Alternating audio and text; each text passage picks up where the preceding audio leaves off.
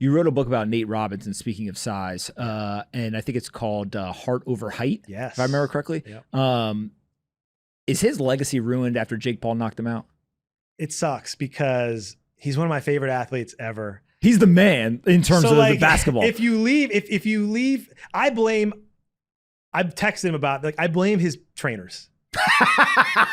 Nate, at that point, still is one of the fastest. He should have not got hit for 5 rounds. And that's all. I don't know what their plan was, but if I were I've covered a ton of boxing. I interview boxers. I like boxing. You like MMA boxing. Like, nobody can touch him speed-wise. He should have just spun around and worn him out. Maybe, just lasted. The last thing I think he probably would have wanted to do is what happened and just get stone cold knocked out in front of millions and millions of people.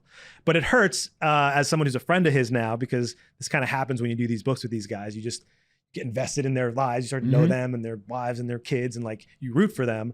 Again, when you do like a co-author thing, you're kind of putting your journalism hat away. So if I did like a biography on it, it'd be a little different because you're really coming at it from all angles. But Nate was the first guy to give me like a shot to like co-write a book with him. So I'll always be grateful to him for that. And he's awesome. We've had fun. But for anyone listening who doesn't kind of know, in a 30-second story, like Nate Robinson, Seattle, Rainier Beach, comes up, he's 5'7", 5'8". Even as like a sophomore, he's a phenom in football and basketball. And then at 5'8", he is the Mr. Basketball and Mr. Football in the state of Washington. Now he's 5'8", and if high school, he's probably 5'7"-ish, and a legit. I mean, I've stood next to him. I'm a tower over the guy.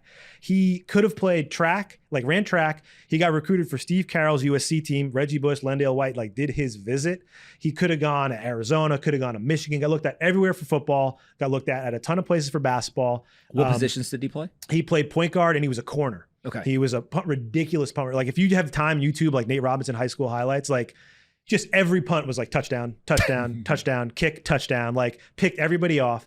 And he decided he wanted to stay home. Washington, he's like a big, like he loves his hometown. Like, so he goes, stays home at Washington. Freshman year, plays both sports, has like a huge interception in the Washington State game. Everybody's like, you're going pro. Like you're going to go to the NFL. And he's like, I want to play basketball. And they're like, you're nuts. Like you're 5'8".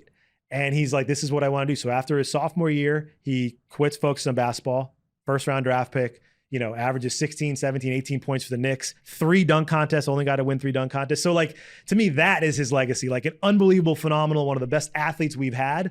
And it sucks that like a generation of people are like, Nate, the guy who got punched in the face and by the YouTuber.